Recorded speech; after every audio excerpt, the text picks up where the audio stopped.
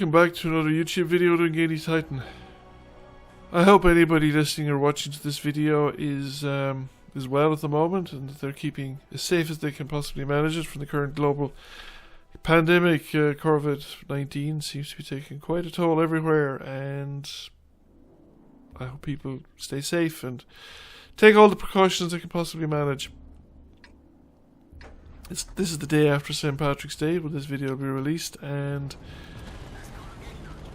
pubs have been shut in Ireland for several days. They're shut St. Patrick's Day. Unprecedented, I would say, in human history. However, for your entertainment, for those of you, I will now detail the Kraft Panther's adventures on Nomohan. Another video that's a few months old. This video again highlights the importance, I suppose, of a team. It's in a sense like both teams kind of limbing train, but our crowd do it in a more sensible fashion, in the sense that you have actually got a viable defence line along the ridge lines here, particularly if a few tanks do go to the town. Not everybody, or at least go north of the town. I'm not at all convinced of the value of going into the town here, but it is a viable defence line. But the enemy don't. They neither fish or cut bait, I suppose is the phrase.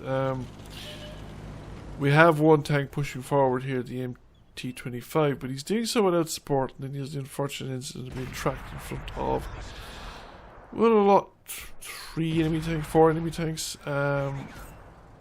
which has the outcome you'd expect, particularly in a low tier light tank. But because that tank was unsupported, none of us were spotted, none of us were shot back at. The enemy actually gained nothing out of that.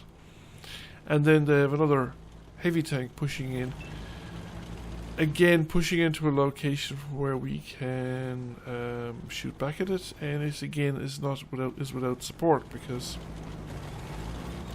we're on the reverse slope of the ridgeline there, and now we're starting to spot enemy tanks further back, because we're getting tanks into positions where they can do some spotting.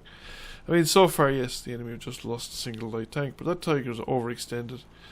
The enemy tank that pushed in there, it's pushed across the ridgeline into a position where its allies, even if there were allies behind it, could not support it.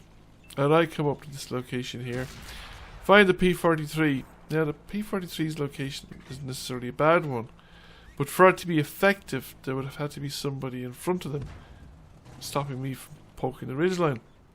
Because once you're up there and you're spotted, you can be shot at, not just by me, but probably by the tank destroyer and the heavy tank further south on the ridgeline. And when I come out here, the P-43 is withdrawn, but again, no enemy tanks in my immediate vicinity, and the enemy tanks that are forward, well, the ones we're spotting, they're in the river, and the problem with them being in the river is that, well, I suppose they're heavy tanks, that's as far they push forward until they spot the tanks, but the problem is that they're now, we have a better chance of spotting them. They're going to be outspotted by our guys. What is artillery doing that far forward? That was an automatic fate. But they're outspotted by our guys and they're outnumbered by our guys. So there's 3-4 tanks in the river and they're basically fighting everybody. And that's not a viable situation. So the rest of the enemy team and they're dying, so they're losing tanks fairly rapidly. I mean, okay, I didn't do much damage to that 87, but the 87 was just sitting there taking it, and there was a lot of tanks shooting at it. Some of them were bound to be able to put rounds through it, and some of them could punch through some of the flatter front surfaces with premium ammo and stuff like that. Kraft Panther, okay, my shot was probably a bit late, but I haven't been spotted either, so I have an opportunity here on the AMX M4 because I'm going to be shooting down into the turret. Okay, it's a fairly steep angle, but if I'm shooting towards the commander's hatch, I'm going to be the chances are that my shot's going to be directed down into the weaker armour. And again, when he pulls back, front armour is fairly strong and it's well sloped, but the slope is giving it no advantage against my shots because I'm firing from a slightly elevated position and it's enough to negate the angling. So once again, it's just a question of pushing forward and finding enemy tanks to shoot at. The other problem the enemy have now is that the position is now they're being slowly squeezed back into a quadrant of the map, and there are now some of their lead tanks that are trying to hold the line are going to be under fire from multiple directions from flanking locations. Now I get spotted by the Kraft Panther and the MX M4 tries to shoot at me, I think. And a tank down there died. I'm not sure if it was the M4, the MX M4 or not, but I'm going to go after the Kraft Panther because I can make an approach that's largely undercover. And if he comes into the high ground, there's more than me. There's a heavy tank with me as well. We've got support from a light tank on the flank. And it's he's taking multiple fire, he's got no support and he's going to die. And that's a VK something or other, 145 something, I think, from the look of it. But I don't know if he's got anybody to shoot back there. I think the remaining targets are now south of this position. We did have an enemy medium tank that cropped up around our spawn area, but yeah, there he is. He disappeared and he's popped up again. But I don't think it's viable for him to go to the spawns, to the capture point, because I think if he goes into the cap circle, he's just going to get annihilated. It's an open, exposed cap circle, and there's at least three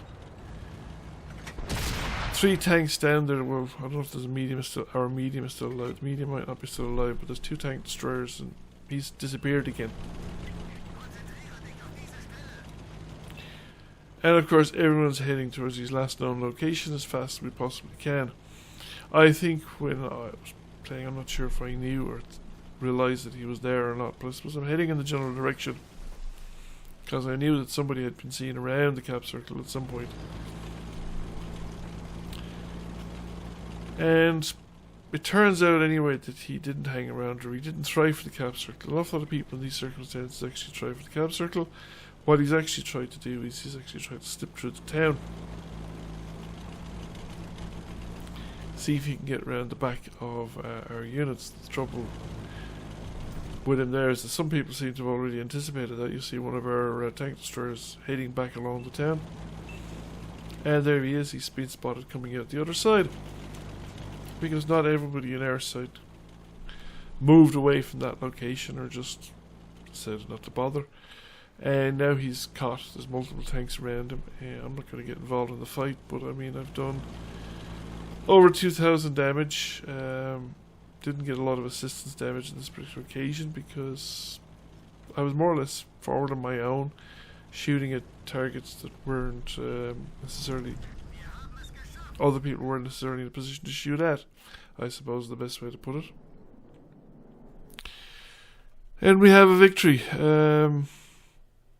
A fairly easy victory, I suppose, in the long run, but again, it shows if you don't, you gotta push it at least one direction. You can't defend everywhere, and if you gotta defend, you gotta bring all your guns to the fight.